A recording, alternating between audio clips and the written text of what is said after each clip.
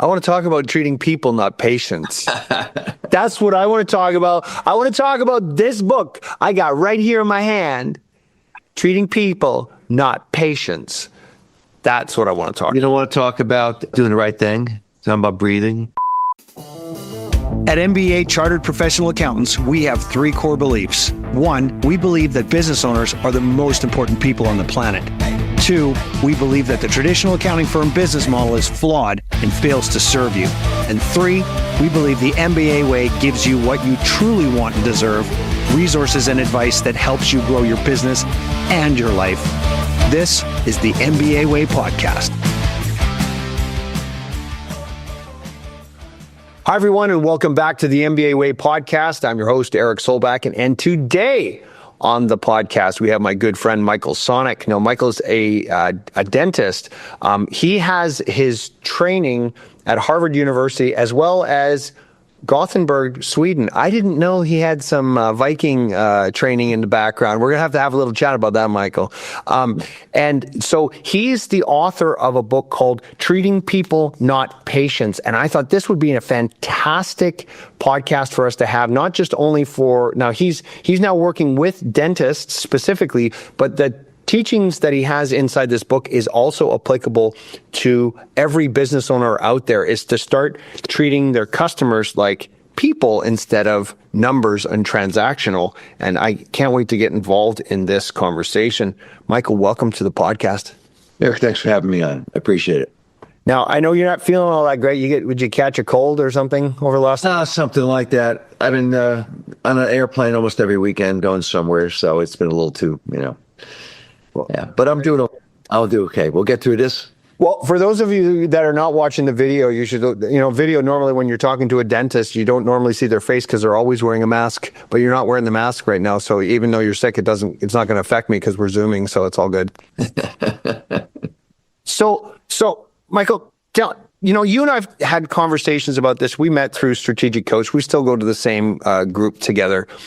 We have great conversations there, but I'm really curious, and we've talked about the similarities between the dental profession and the accounting profession, and both of our frustrations with, shall we call it, the traditional models that they've been using. With the accountant success formula, I went more after the way that they were building out the model.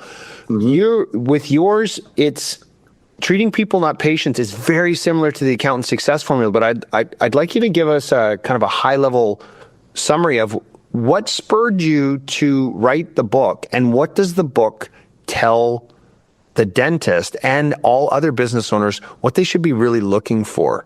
Yeah. Well, I wrote it during COVID, and I've been talking about writing it, and I've been talking about the principles in the book for 30, 40 years. So I've been an educator since I got out of my residency program, which was in 1983, and I've been teaching at NYU for literally, I said 40 years there. So I've always taught the principles of, periodontal surgery, dental implants, bone grafting, things like that. So I'm a periodontist, and I'm pretty well known as a periodontist. I'm a periodontist because I've written textbooks and I've written 6 other books, but none of them about human relations. But the most important aspect of my practice is how I relate to the people to which I'm privileged to serve. And that's how I look at it. I look like I'm in the service business. And I think it's a blessing that I can go to work every day and help other people, get compensated for it, have them say thank you, and, give them a really good experience. Most people don't like to go to the dentist. My background, was not, I didn't grow up wanting to just be a dentist. I grew up in the hospitality industry. My father had a furniture store. I delivered furniture. I refinished furniture. I started waiting on tables. I worked in hotels. I cooked. I was a short order cook. I played cocktail piano. I was a lifeguard. So I have all these different jobs before me where I work with people. But when I was in the restaurant business in Kennebunkport, Maine, right down the street from where Bush's place was, that's when I really got into the service. And I loved it. And I like to go out to eat. I love food. I like good experiences. I like to go to great hotels. I've always spent a lot of money on experiences, even when I didn't have any money. I never minded doing that. And I loved that experience that I could get. It was a lot of fun. When people come to see me, they're filled with fear. They're filled with anxiety. They don't know anything. Even, when they come to see an accountant, people are filled with fear and anxiety. Oh, I got to meet my accountant. It's like, oh, I was there to go with the accountant. And it depends on the accountant. You can tell me the same numbers, but if you tell them to me in a nice way, with some sensitivity versus, a negative way. Here's an example. I go to see my accountant and made a lot of money. He goes, oh boy, you owe a lot of taxes. You're going to have to come up with X dollars, and you only got a couple weeks to do it. Or you could say, man, you had a great year. It's a privilege for you to be able to pay taxes this year because most people don't get to pay this much taxes because they haven't made this much money. And then they can give me the coaching to make sure that I save some of the money, et cetera. And there's a huge void in medicine. Most people don't like their doctor, don't like their dentist. Doctors and dentists are the butts of jokes all the time and on TV. And they make a lot of dentists kill themselves. I've known 8 dentists that have committed suicide. Now, I'm not sure why that happened. I don't know what's in their heads, but I know that they're under a tremendous amount of stress. Fortunately for me, because I look at my job as not someone who just, does surgery, and tries to make money and looks at the insurance code. I look at my job as trying to change people's lives for the better and take away that fear and be able to help them and usher them through that. I started to teach that. Like everyone wants to come see me to learn how to place a dental implant because it's lucrative. But before I would teach them that, I'd say, you have to do an exam. You have to get to know your patients. You have to develop a relationship. And guess what? It's a business decision. When people like you more, people like to do business who they like, they're going to say yes to treatment. And you don't have to manipulate them. You don't have to, quote, sell them. All you have to do is educate them and make them feel comfortable. And I thought that was pretty cool. And I started to teach it, and I couldn't stop teaching it once I started. So I started to tell my patients, I'm going to write a book about this because we have a phenomenal office. I think we have the best medical office in the world because you go there. It's such a great experience. Earlier today, I got a phone call from the local university from a patient. I don't treat him, my partner does. And he says, I've read your book. I've had a great experience in your office. I want you to come and teach at Sacred Heart University. I want you to teach, because I'm a tennis coach, but I'm going to open up a tennis center. I want you to teach marketing to our students. He says, because the experience I have in your office, I don't get anywhere else. And our experience in our office is not about selling, doing dentistry. I tell my team, and that's the best part of my practice is my team. I tell my team, I said, we're not in the dental business. We're in a hospitality business. We just happen to do dentistry. And that's one of the commodities that we sell, that we perform. And that's how I sort of got into that area. And I'm very passionate about it, as you can see. I just love doing that. You said something there. You said you were a pianist? Like you're a piano man? Yeah. So you were the piano man. You sat there and actually played the piano and sang. Did you sing too? No, I can't sing. I sing very poorly. Yeah, I had a jar. Okay, you had the jar. You had the piano. So this was back in the 70s. Okay. Yeah. Sweet action. That's awesome. Oh man, we're gonna have to talk about that. Okay. I wanted to be an actor or a musician, and my mother said to me, she says, where you're going to get a job as a pianist?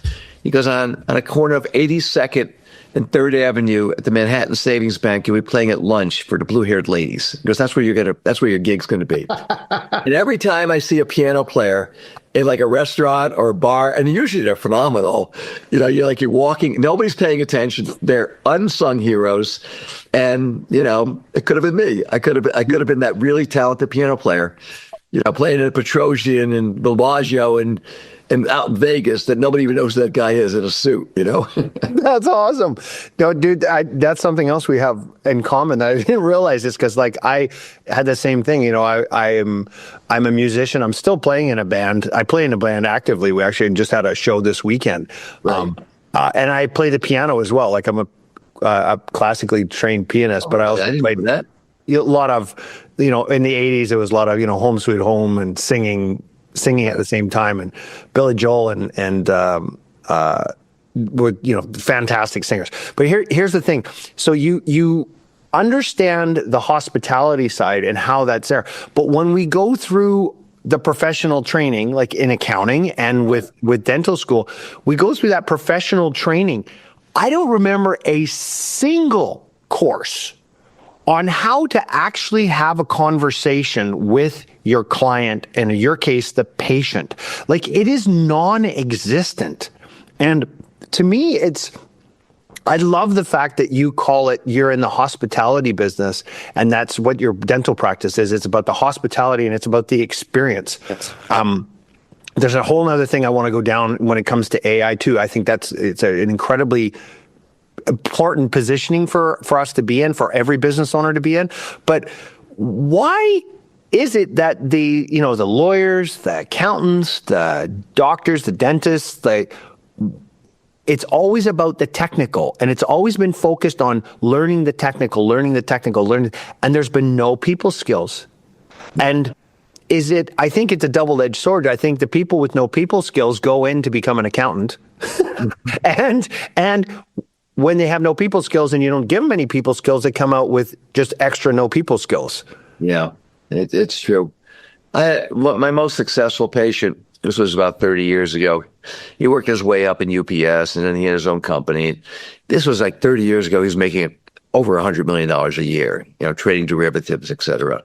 He was a brilliant guy, and he was really nice. And he was really very approachable and very down to earth. And I started to talk to him. I said, are you good with numbers? Because he didn't think I'm like the numbers guy. He goes, yeah, I'm unbelievable with numbers. And I said, well, you don't seem that way because you seem like a sales guy. He goes, well, I am a sales guy because I relate to people. And I said, so what does it take to be successful in your business? He goes, you got to be really good with numbers and you got to be good with people. I go, do you have people like that besides you? He says, none. He goes, it's just me. He says, but I have all these PhDs from foreign countries that are great with derivatives. And I said, I have to go out and do that. And I think the profile for an accountant, I do a lot of personality, as you know, I do a lot of personality profiles and testing. Before I hire anybody, I do 4 personality tests. Colby, Strength Finders, Culture Index, and Print. Sorry, what was the third one? Strength Finders. No. You said there's Colby, the Print, the Strength Finder. And Culture Index. Culture Index. Yeah. Have you done the Working Genius one? Have you tried that one yet? I haven't done that one. Yeah, that Working Genius. That's latest one that's actually come through Strategic Coach, and I've done that as one as well. So you put every one of your staff, or of your potential hires, right, in through these 4 personality profiles. Well, I don't do all 4 before I hire them. I do one before I interview them. Which one do you do? Culture Index. The Culture Index. Yeah, I'll send it to you. I'll send it to you. Right? But I haven't already. I think I probably already did, but I will. Well, I've never seen the Culture Index before. I know the other one's quite a bit. You'll like it. It's my favorite of them all. But the average profile of a dentist and an accountant are very similar. They're very detail oriented, right? And most of them are not social. You are social, but that's a bit of an aberration. I'm not that social. I can be, but I'm not a real social person. I'm sort of an introvert. But I know how to be social, and I know how to relate to people. I could one-on-one. I'm very good. So, and that's what was great for my field. If I sit down with a patient within 90 seconds, they feel like, wow, how come I never found you before? Because all I'm doing is listening to them. And my partner used to say, my partner's from mainland China. He's been with me for 11 years. He's phenomenal, but he wasn't phenomenal when he started because he didn't have the skills. He spoke broken English. He graduated valedictorian with a degree in biochemistry. He was typical, dentist.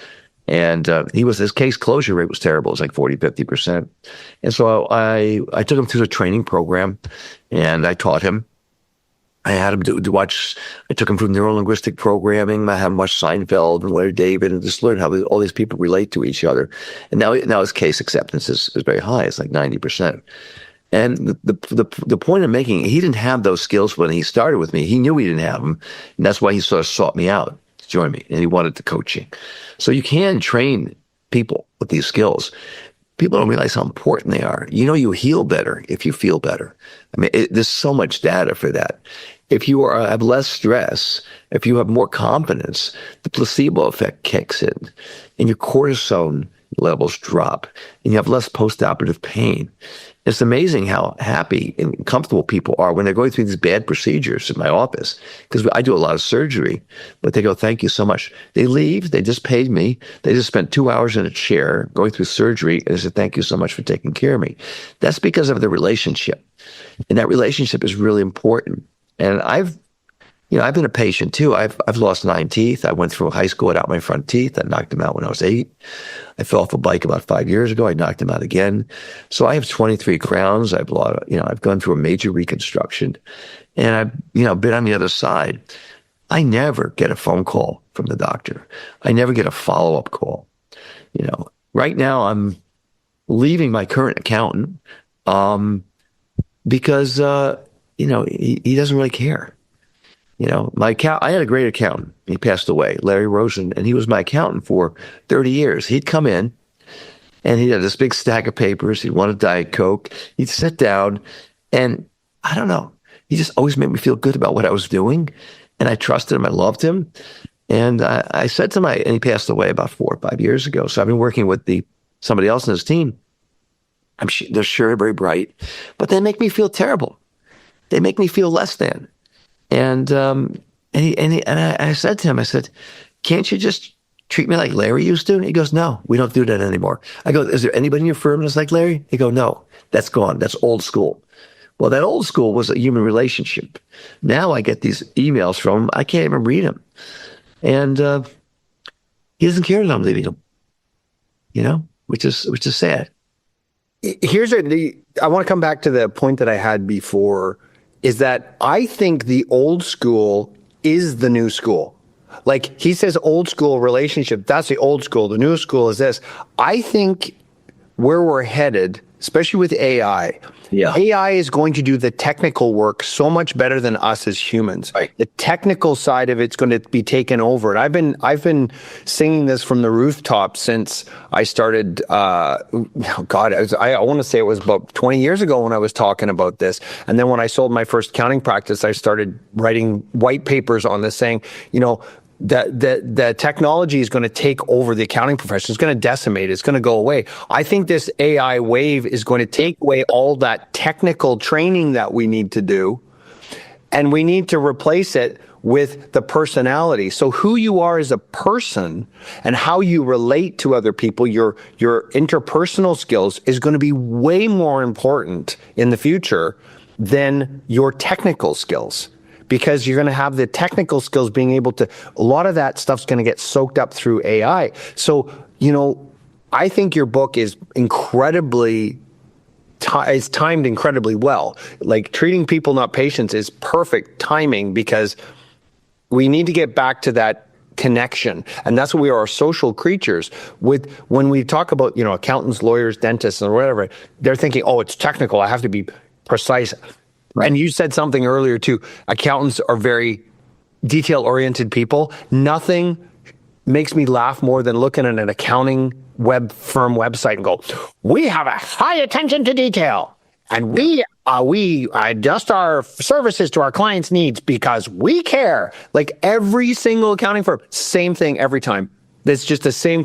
It's like saying, I'm a mathematician who's good with numbers. It's like, what? You got attention to detail. You're an accountant. You have attention to detail. Who cares? Right. But do you understand me? Do you know my problem? Do you empathize with my problem?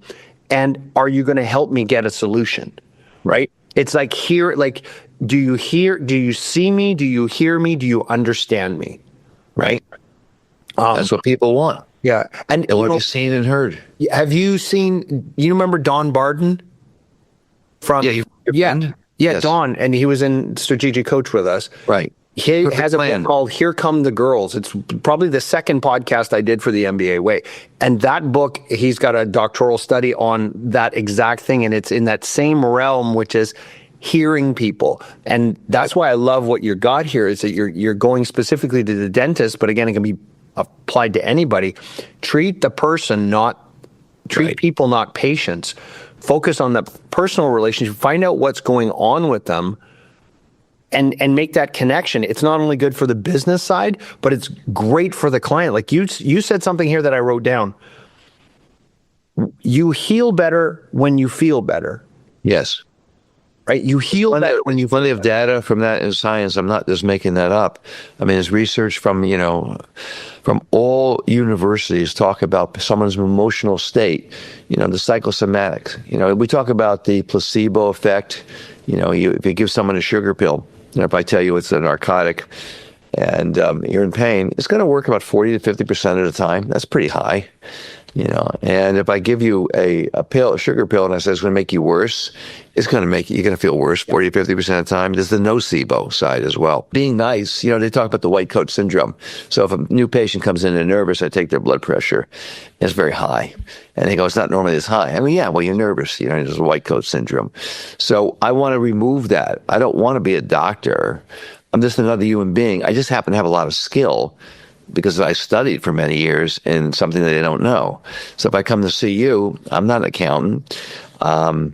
I actually don't know how to use an Excel spreadsheet, and I'm never going to learn. All right, I just don't care. And someone else, that's what I'll find a who for. I won't do it. So, and people try to get me to do things all the time I don't want to do. I go, that's not my area. I trust you to do that.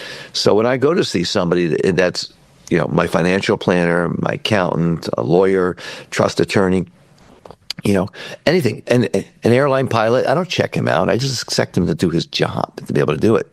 It always happens on airline pilots, too. The airline pilot gets on, and he's like sort of cool. Every now and then there's a really cool airline pilot. He's just chill. It's like, wow, I'm being well taken care of. He may have no technical skills. He can be blind up there for all I know, but I just sort of feel good when I'm there. And people don't, it doesn't take much time to make people feel good. And everybody's in a rush. And everyone wants to make money and wants to process and not be close. And whenever I'm with any patient, if there's a problem, I just run right to it because there's a great opportunity. Problems are my greatest practice builders. When things go wrong, that's an opportunity for me to build the practice. So when people feel good, they trust me more. When they trust me more, it's going to take me less time. They're not going to be calling me. I give everybody my practice, my business card that has my cell phone number, my personal email. I mean, how I don't know about in Canada, but in the United States, you don't get any doctor's cell phone. No. You get a phone tree. My most stressful thing that I do in my practice is to call another doctor's office. I try never to do it because I'm on the phone for 15 minutes to be told that they can't speak to me. And then they call me and they go, call me back at the office. So we have something in our office that we do. If someone wants to speak with me, I never take phone calls when I'm with patients because I'm with patients, unless it's an emergency. So my team is trained to tell them, please give me your cell phone number and your email.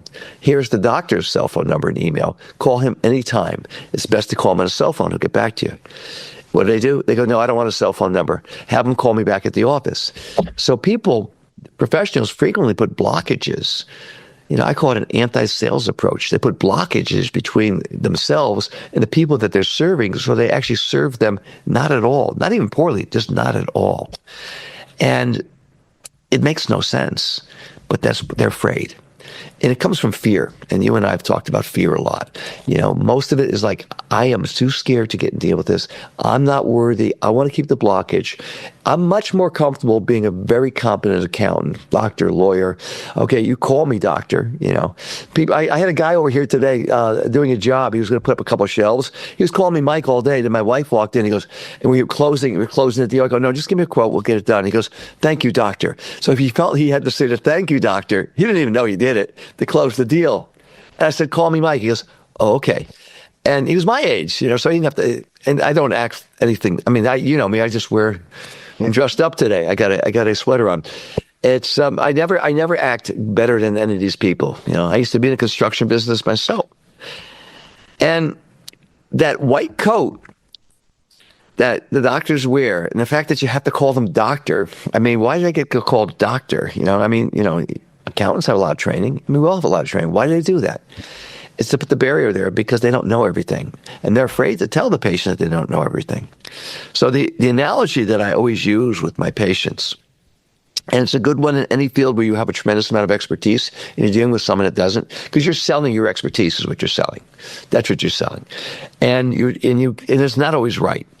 The reason that most doctors hide behind that cloak is because of fear. And so what I do with our patients is I say, consider me the Wizard of Oz.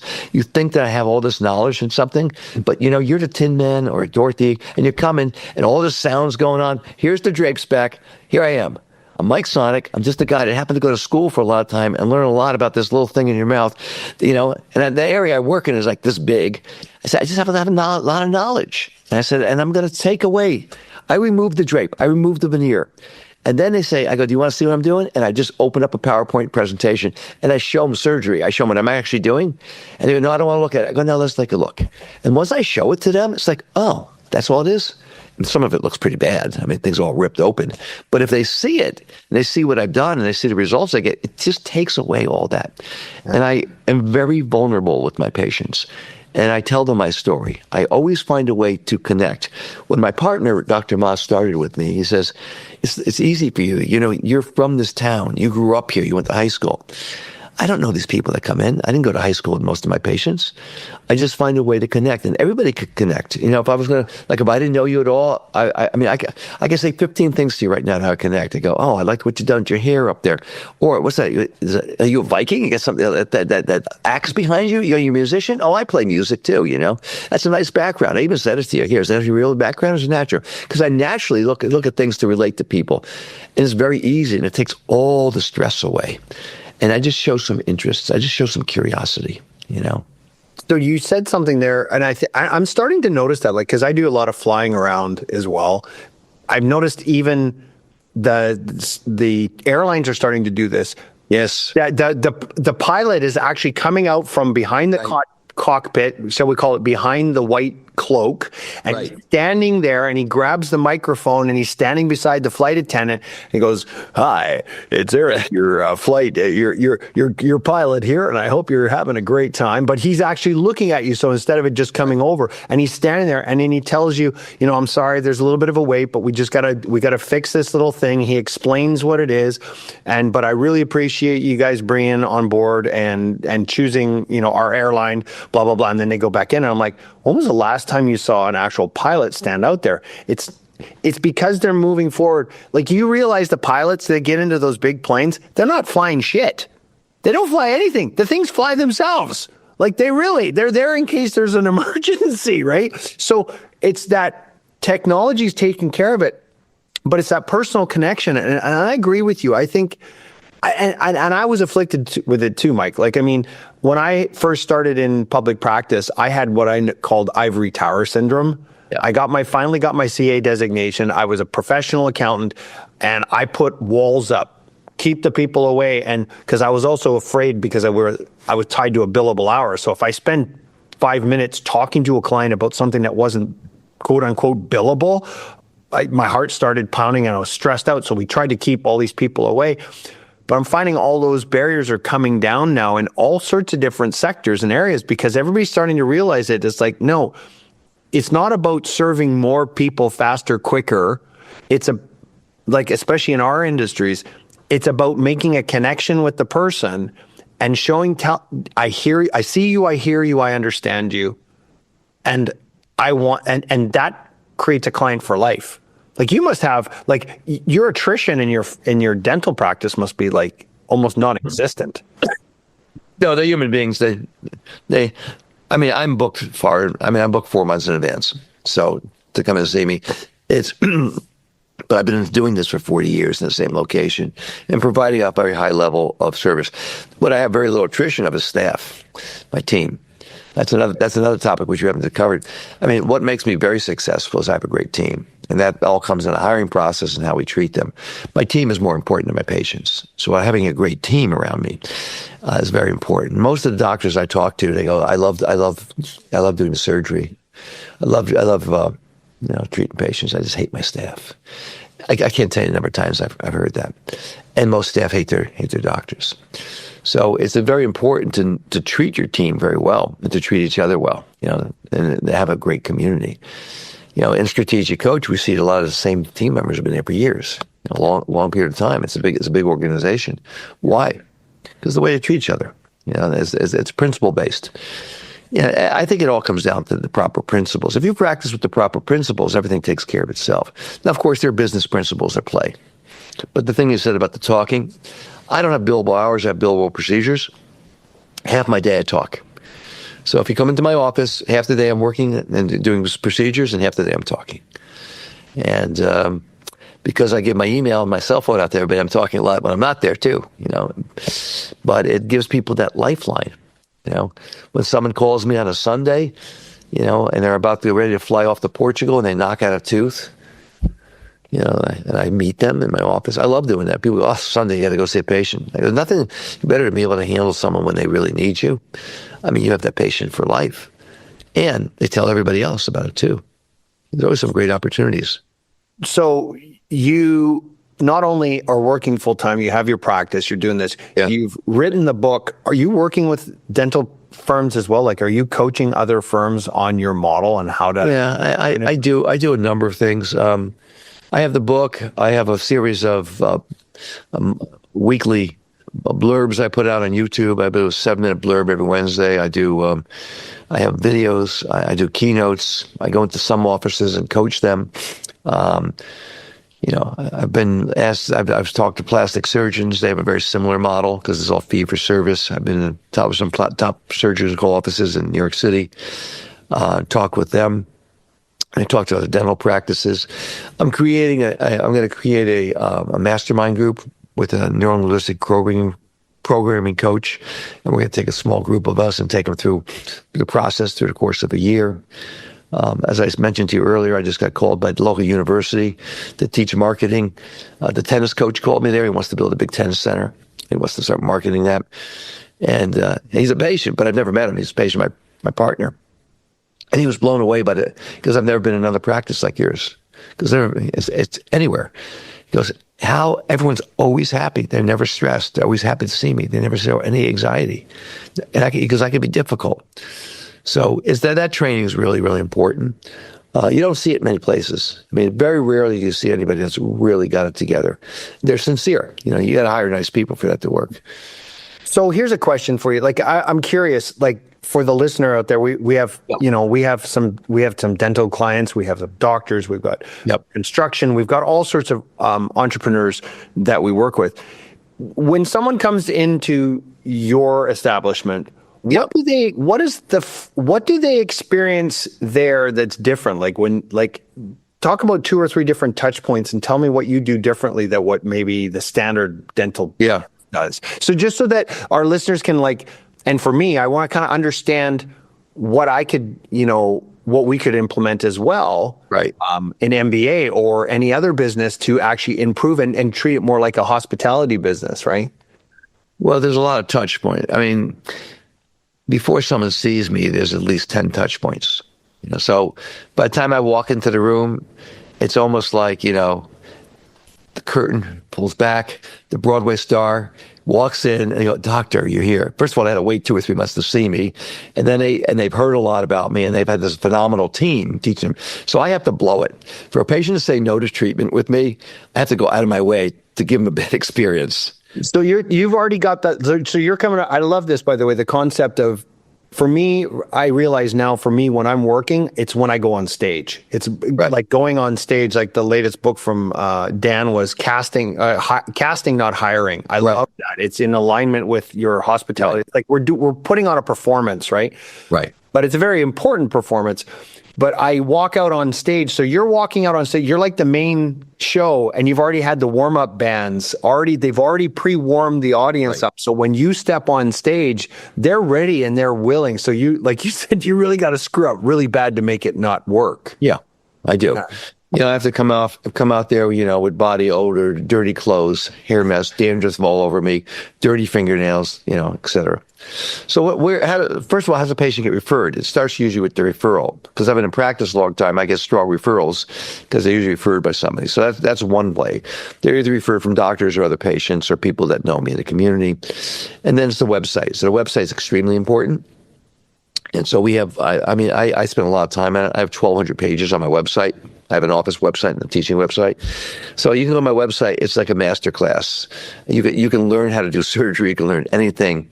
And then there's a lot of reviews. I have close to 1,000. I have 1,000 5-star Google reviews. I put up 250 videos, testimonials. So you can go up there. You can see someone who is young. You can see someone who looks like a rocker. You can see someone who's Asian, someone who's African American. old people that are missing a lot of teeth that we've restored. You see all these different videos. Young girl missing the front tooth, very traumatic, and so they can see other people like that. And then there's the phone call. No phone trees. No infomercials. Phone is answered within 30 seconds. Pleasantly, and you have a nice conversation. Good to hear from you. And then there's the drive. I'm in a nice neighborhood. The office is beautiful. I have a great landscaper. I have flowers all over. Back doors, big potted plants that change every season.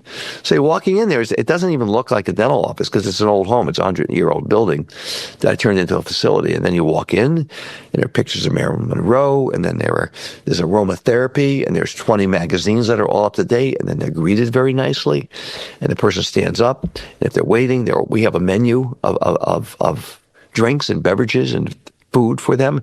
It's out there. So whatever they like Starbucks coffee, caffeinated herbal teas. Do they want warm towels for their hands? They need a private room so they can make phone calls. It's like we welcome them. And then my team comes out and meets them. They're treated really, really nicely. I have a phenomenally great team. They always smile, and they're really generally happy. Dan wrote this thing on the difference between service and hospitality. I don't know if you saw it. He wrote it a few years ago.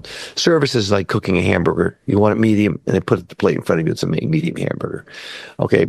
Hospitality has that hamburger, and the person says, I'd like a tomato. I go, could I get you something else with you, some fried onions, so-and-so. And you bring it all out immediately for them, and you don't charge them for it. And you go over the top. You don't reach across them. You greet them. You're not phony. You're actually real. And everybody in my office is real. They're real, vulnerable, open people. And they feel really good. One of the things that I've noticed my team is a lot of people who leave me, but they don't leave me because they're unhappy. They leave me because they've elevated their life. Like I have 2 people went to dental school, a couple went to hygiene school, one just went to radiology school. And the women, when sometimes they have really bad relationships, and it doesn't, because everyone's sort of aligned, the other team members say, it's not a good relationship. All of a sudden, they're marrying somebody really good. I've lost some people to the marriages because they married somebody very wealthy and they moved out of the area. But people do really well over time. People get better. And the patients feel that. So some very specific things that you got to do? Look around your office and look for anything that's dirty. It has to be clean. It has to be your background is meticulous right now. Okay. And it should be meticulous, no dirt, no garbage, no trash.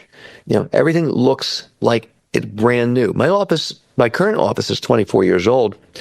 And I had a guy in a contractor here and needed something built. He says, this is 24 years old. I go, this is original wallpaper. He goes, I can't believe it. It looks brand new. So clean your office every day, and have your team be clean.